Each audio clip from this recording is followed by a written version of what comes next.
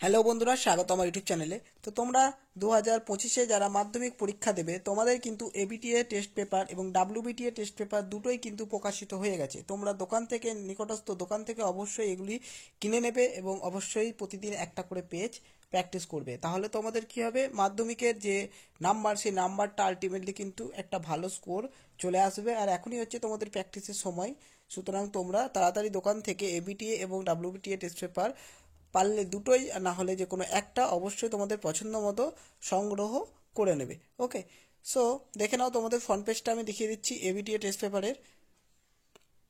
তো এটা হচ্ছে এবিটিএ টেস্ট পেপার 2024-25, ওকে, মাধ্যমিকের জন্য।